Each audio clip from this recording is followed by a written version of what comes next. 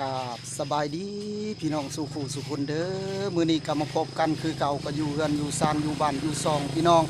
ในบรรยากาศยามเช้าฝนตกคืนนี้พี่น้องเอ้ยป้าโตผ้าแตกตึมต่ำอากาศก็ยังร้อนคือเก่ามื้อนี้ก็มาเบิ่งนายสร้างเพิ่นเฮ็ดเฮือนน้องทรายน้อยพี่น้องมื้อนี้มาเบิ่งเพิ่นเฮ็ดมื้อนี้โอ้คักหลายพี่น้องไปเบิ่งนำกันไปว่าสร้างมาแต่ไสพี่น้องตอนนี้ก็แดดแห้งเลยพี่น้องมาเบิ่งสร้างเพิ่นเฮ็ดเป็นเฮือนเวลาทรงโมเดิร์นพี่น้องโอ้งามพี่น้องมุงอโลซิงพี่น้องมาเบิ่งตอนนี้เพิ่นกำลังโบกกำลังโบกสบายดีโอ้เฮ็ดขักเนาะปาตัวจ้างมาแต่พุ่นนะมาแต่ไสนี่ฮะอยู่บ้านไหนแถวตรงตะลุงลงมะกอมาแล้วแต่บ้านเกิดเมืองนอนกับนุ่นคู่เราเองนี่แหละโอ้ไม่น้อยหรอกใหญ่ไปได้โอ้สร้างโบกโดยเฉพาะวะนี่ฮะเฉพาะ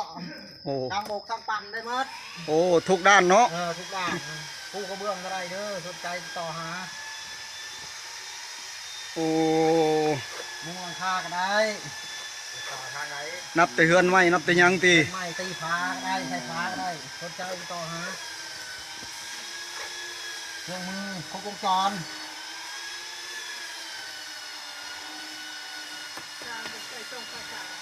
สร้างนี่ก็สร้างใส่ทรงขาสั้นเนาะมันเนี่ยอันนั้นนะใส่ทรงใส่น้องล่างมันอะไรเมื่อที่คับแคบน้ำคาดินบล็อกนี่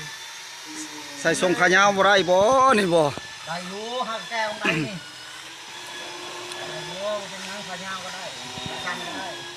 เฮือนไม้ก็ได้บ่ได้โอ้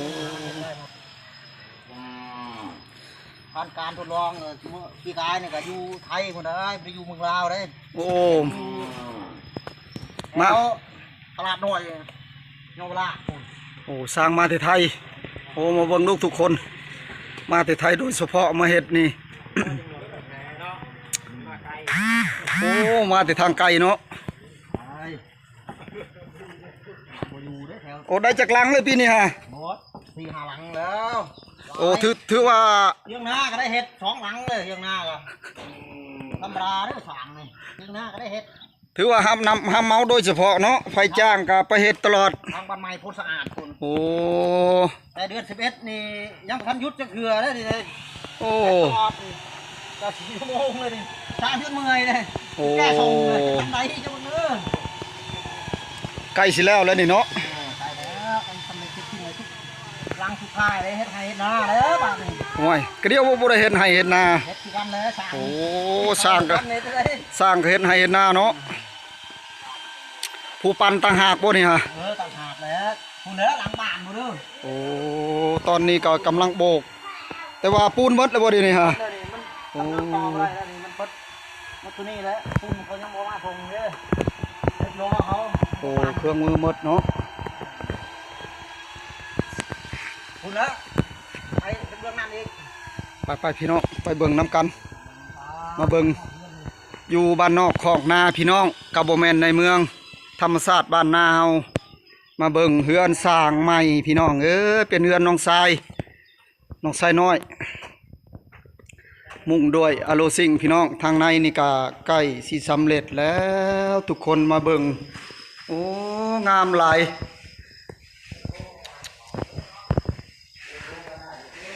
เบิ่งงามหลายพี่น้อง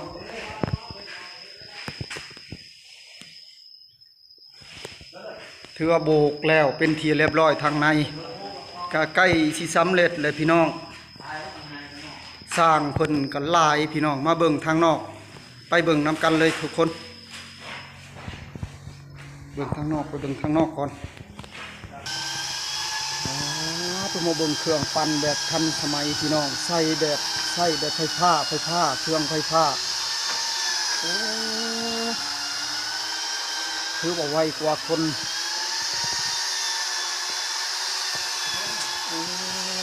ขักทุกคน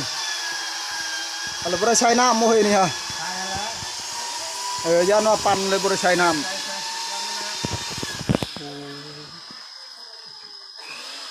เบิ่งทุกคนสิซุ่มให้เบิ่งก่อนเครื่องไฟฟ้าปั่นด้วยไฟฟ้าคือว่าคนเฮาขึ้นเอาซิวๆพี่น้องขึ้นปูนขึ้นหยัง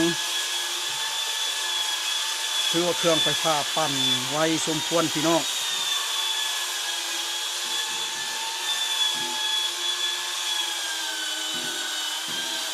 มาโบกนะจักมือเลยโบกนี่3 มือโอ้โบก3 มือสิแล้วเลยทุกคนจะประมาณมง3 มือหลังหนึ่ง3 มือ4 มือแล้วถือว่าไวสมควรเครื่องทันสมัย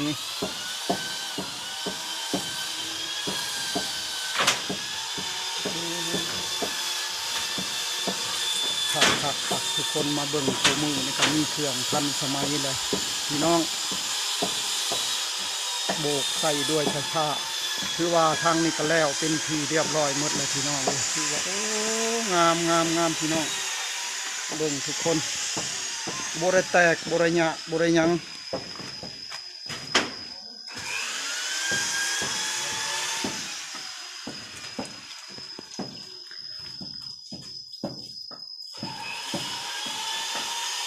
ก็มีผู้เอาน้ำใส่ผู้ปั่นต่างหากผู้เอาน้ำใส่พี่น้องเก่าไว้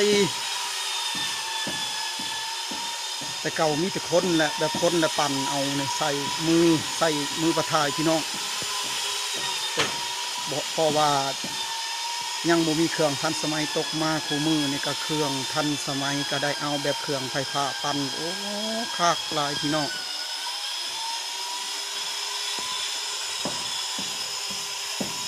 เบิ่งไปเบิ่งทางนี้นำกันอีกทุกคนนี่ฮะพอเฮ็ดกินแกงหน่อไม้อาหารแซ่บบ้านเฮาเนาะนี่ฮะโอ้ตัวเอาครัวพี่น้องมาเบิ่งคุณยายเฮ็ดกินถ่าสร้างเฮ็ดกินให้สร้างพี่น้องเพราะว่าเพิ่นเลิกมาแต่ปั่นจักหน่อยก็สิได้ย่อสร้างแบบของอยู่ของกินบ้านเฮานี่แหละพี่น้องเอ้ยบ่มีหยังมากมายอันนี้ก็จะเป็นตำข้าวเบื่อที่แกงหน่อไม้กำลังข้างหม้อพี่น้องกำลังมาเบิ่งของอยู่ของกินผู้จะเป็นครัวพี่น้องแบบบ้านนอกคอกนาเฮาก็ซ้ำนี้ละพี่น้องเอ้ยก็สุกใจเลยพี่น้องมันยังน้ำมะม่วงแผ่นบ่นะฮะสิเฮ็ดมะม่วงกวนอ๋อต้มมะม่วงแผ่นพี่น้องสิเฮ็ดมะม่วงแผ่นเต็มหม้อเอาเบิ่งร่างแต่งอยู่ครัวกินแบบนี้แหละธรรมชาติบ้านไห้บ้านนาเฮาก็บ่มีหยังมากมายกินไปแบบนี้ล่ะทุกคนปูปลาหน้าน้ำเอาเบิ่งก็ดีตอนนี้ก็สร้างก็กำลังปั้นกะบดนกะสิแล้วทุกคนกะใกล้สิเพนแล้วก็ได้เห็ดกินท่าเพิ่นบ่มีเห็ดปวกเนาะวาง2-3 มือหลังนี่เขาได้ทางนี้บดเลยพี่น้องเห็ดปวกก็ดีออกประมาณ3-4 มือนี่แหละเห็ดปวกแล้วก็บดมายังนะฮะมะม่วงบ่ฮะได้มะม่วงนะมะม่วงช่วงมะม่วงทุกคนมาเบิ่งอีกเถื่อเบิ่งใกล้ๆทุกคนอะไรบ่แห้งกับปั้นได้นี่เนาะโอ้ช่างใหญ่ประเด็นนี่ช่างใหญ่เด้อนี่เลยมาแต่พลานพุ่นนี่มาใกล้นี่แหละคนหับงานพอเพียงแต่มีงานพี่น้องคือว่าเฮ็ดไวทันสมัยรวดเร็วทันใจโอ้คักบ่ทุกคน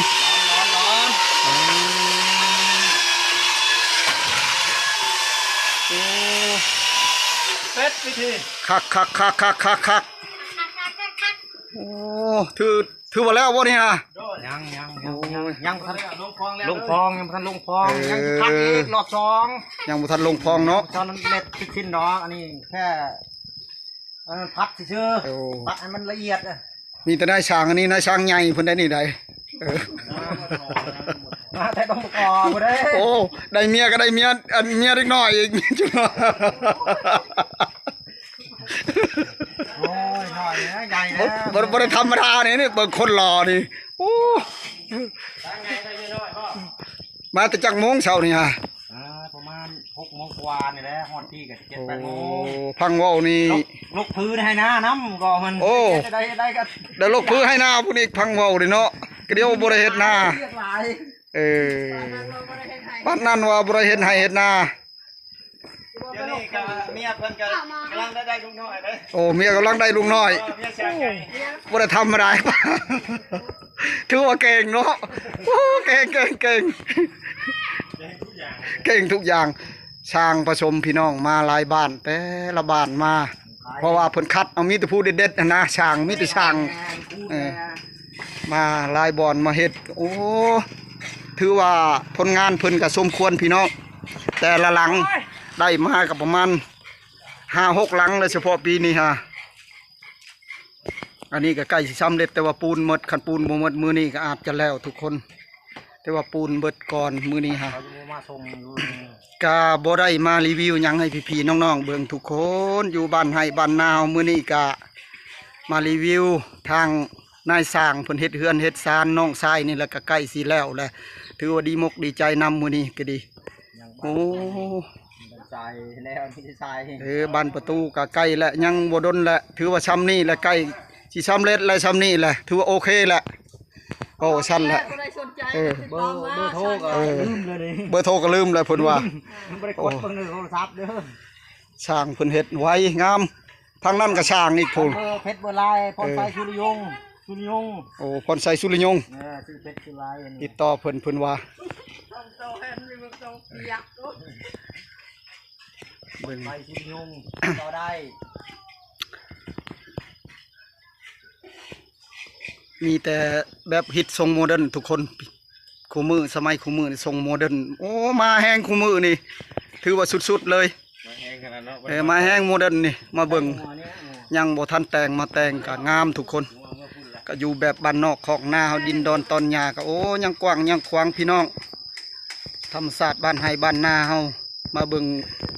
อยู่ก็โอ้แบบสบายพี่น้องสะดวกสบายนะบ่ได้อึดอัดอยู่บ้านนอกของนาเฮาของอยู่ของกินมาเบิ่งนี่ทางนี้เพิ่นกำลังออกเบิ่งยังนี่ยังม่วงหลายโพดตุ้มงามเด้อนี่พี่น้องมาเบิ่งดูนี่พี่น้องมาชิมโลดบ้านคุณเบิดบักม่วงเด้อนี่เด้อต้องเบิ่งเนาะชิมเนาะม่วงเกาหลีพุ่นเคยกินแล้วบอกม่วงเกาหลีเด้แม่นพันเอามาแต่เกาหลีบ่นี่ฮะแต่บักม่วงลาวพันมันแนวพันมาแต่เกาหลีเด้อพี่น้องมาไกลขนาดเนาะไกลม่วงช้างก็มีบักม่วงด้วยกันเยอะช้างทั้งหลายบักม่วงโอ้แสดงว่าเกาหลีหลายเนาะม่วงเกาหลีเนาะพันเนาะพันมาแต่เกาหลี5 หน่วย 10,000ก็ได้แถมอีก10เลยก็ได้โอ้แถมอีกแม่นบ่แถมเลยซื้อ1แถม2เลยคันผู้ชาวมาขายแถมอันมาซื้อแถมกว่าหันนั่นสบายเลยนะม่วงบืดนะใจทิ่มนี่ม่วงลายพูดเลยดิมาเบิ่งดูดิทุกคนเกลืองัวมื้อเช้านี่กระสอบ1 2กระสอบพุ่นฟังดูเพิ่นบอกเกลืองัวพุ่นมันลายปีนี้ก็บ่ติพี่น้องไปขายกับบริขายบ้านเฮามักม่วงไผก็มีมันลายตลาดกับตลาดแบบน้อยพี่น้องบ่แม่นตลาดใหญ่พุ่นจะเบิ่งดูทั้งใหญ่ทั้งบ่อันเพลงเขาว่าทั้งใหญ่ทั้งยาวอันบ่นี่บ่ทั้งยาวผักเลยแม่นแล้วอันนี้แหละสิแซ่บทั้งใหญ่ทั้งยาวว่ะหวานบ่นี่ฮะหวานโอ้ยสุดยอดเลยหอมทั้งหอมหวานมาพี่น้องมากินลองเบิ่งดูนี่เบิ่งดูพี่น้องมาเบิ่งใจมันนี่เบิ่งดูนี่ก็บ่ลองกินเบิ่งแล้วบ่ฮู้เนาะต้องลองเบิ่งก่อนเป็นตาแซ่บเลยพี่น้องมันหอมเป็นมะม่วงเกาหลีพันธุ์เกาหลีกินยามใดหวานยามนั้นเพราะว่าโครงการเพิ่นเอามาให้ปลูกหั่นนะก็ได้มาปลูกแต่ละสวนก็หลายบ้านเฉพาะในบ้านนี่พี่น้องมาเบิ่งถือว่าปลูกกะว่าสิได้เป็นสินค้าแต่ว่าไปขายท้องตลาดก็บ่ได้ขายพี่น้องก็จำเป็นแหละมันว่าไงมันหลายมันหลายมันหลายมันมืดบัดนี้แต่ละ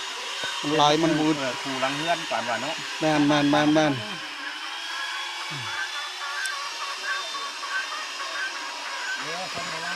ผู้เบิ่งทางเทิงเพิ่นก็ยังกำลังดำเนินใกล้สิแล้วแหละเพิ่นก็ยังบุกต่อน้ำปลาใส่น้ำปลาไปแล้ว